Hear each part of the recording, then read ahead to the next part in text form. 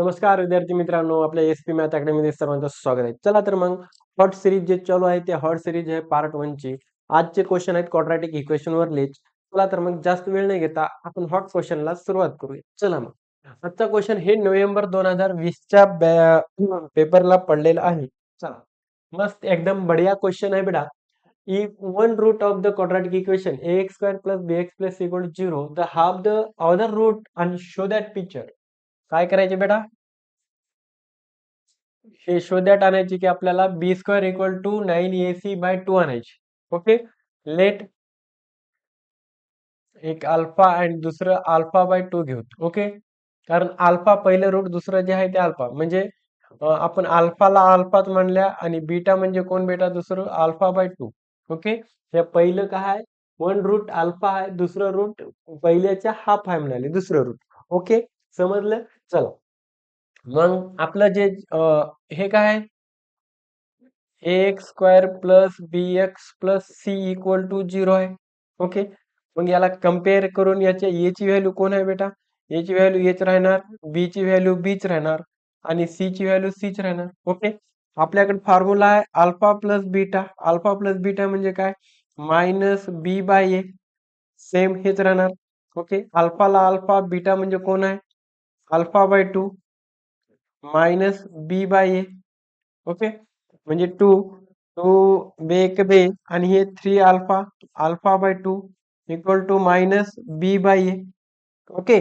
तर आता 2 वर जाणार मला अल्फाची किंमत काढून घे. 2 वर गेलं मायनस 2b झालं आणि 3 खाली आलं म्हणजे 3a झालं. ओके. अल्फाची किंमत आली हे झालं आपलं इक्वेशन फर्स्ट. ओके बेटा. हे झालं आपलं इक्वेशन पहिलं. मग नंतर दुसरा आपला फॉर्म्युला काय? 9 अल्फा गुणिले बीटा.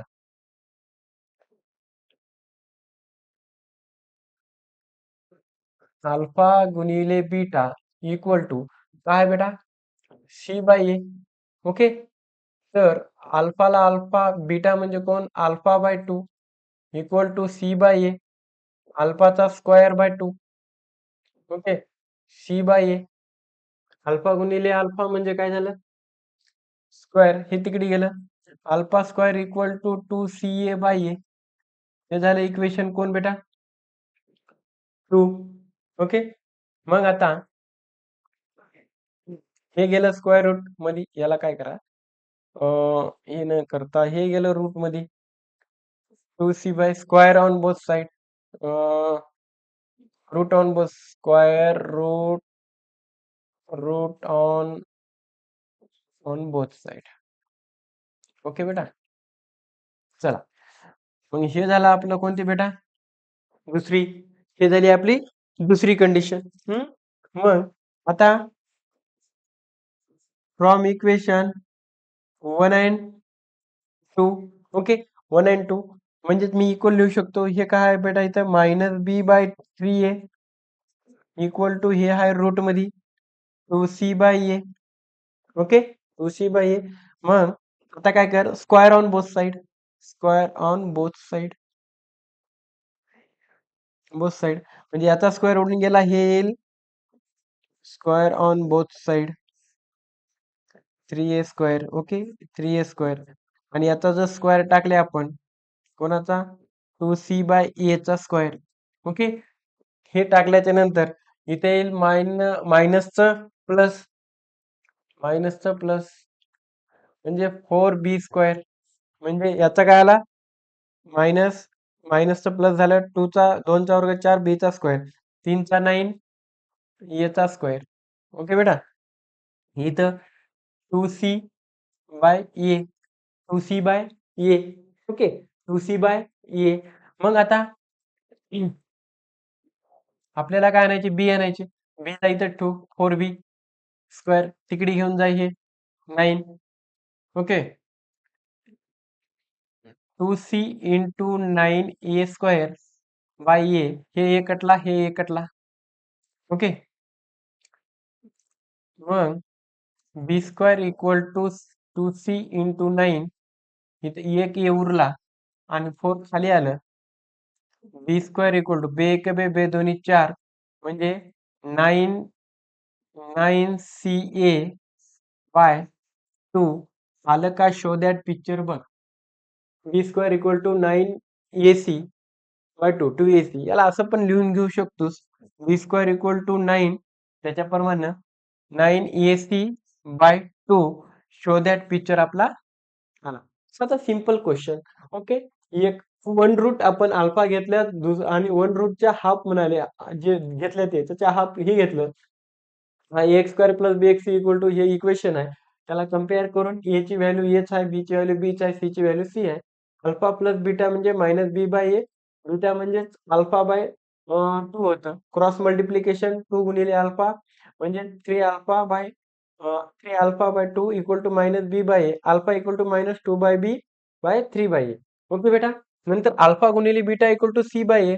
बीटा म्हणजे alpha by 2, alpha अल्फाचा square by 2, तो तिकडे नेला 2c square on root on both side, याचा इकडे गेलं 2ac. मग इक्वेशन 1 व 2 वरून क्रॉस मल्टिप्लिकेशन म्हणजे हे तिकडे गेलं, हे इकडे आणलं. ओके.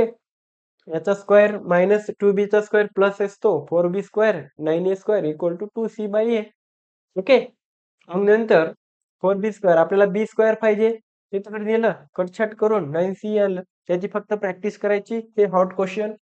ओके. 1-2 वेळेस प्रॅक्टिस केलं की तुम्हाला येऊन जाईल. हार्ड क्वेश्चन नाहीये. फक्त एकच फॉर्म्युला आपला अल्फा प्लस बीटाचा फॉर्म्युला वापरल्या आणि अल्फा गुणिले बीटाचा फॉर्म्युला. ओके बेटा.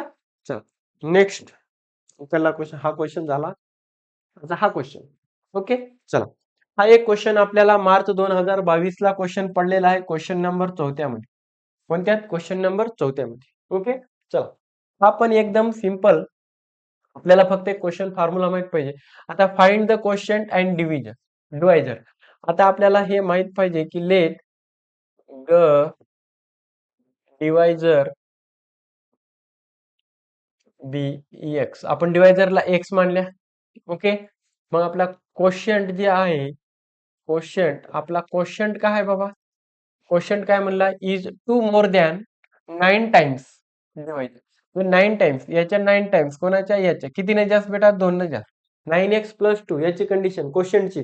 इज म्हणजे इक्वल टू 2 मोर दॅन जास्त किती न जास्त? 2 न जास्त 9 टाइम्स. 9 टाइम्स म्हणजे टाइम्स म्हणजे मल्टिप्लाय डिव्हायझर कोणाच्या? डिव्हायझरच्या.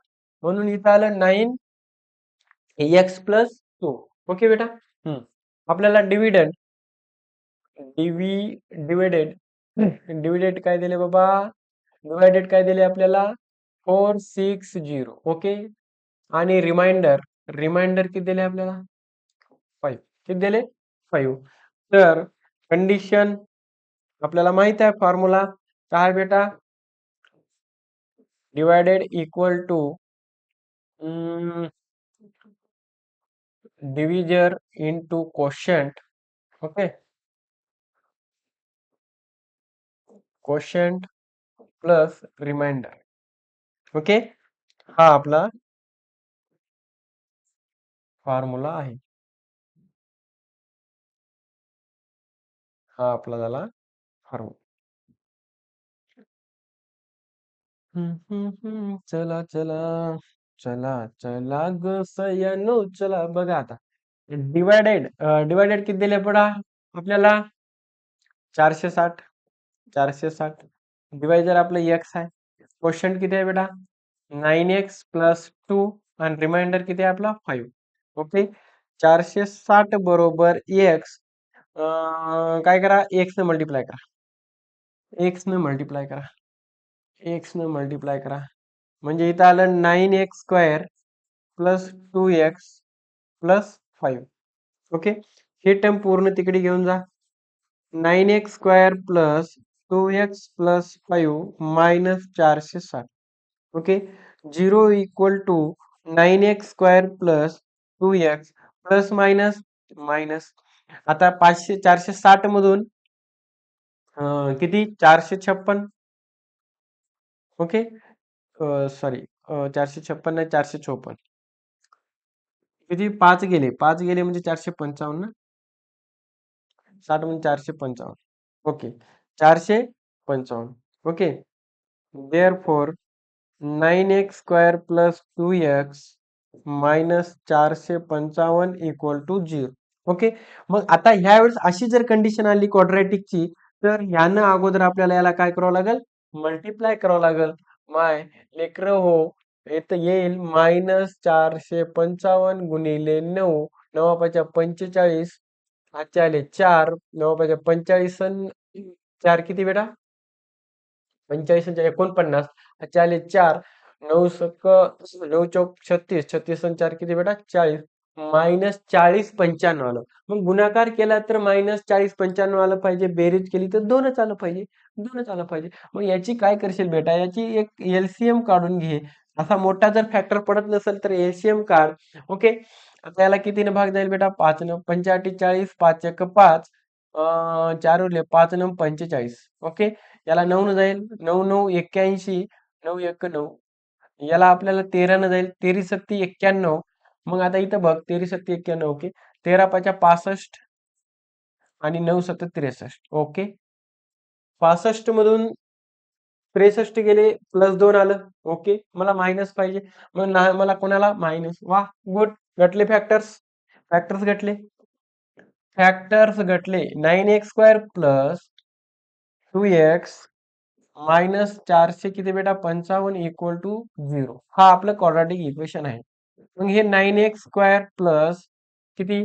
63 काय करतो? -63 पुढे ठेवायचं.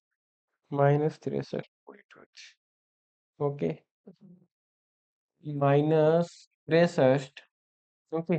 X plus 65 -400 x -455 equal to 0.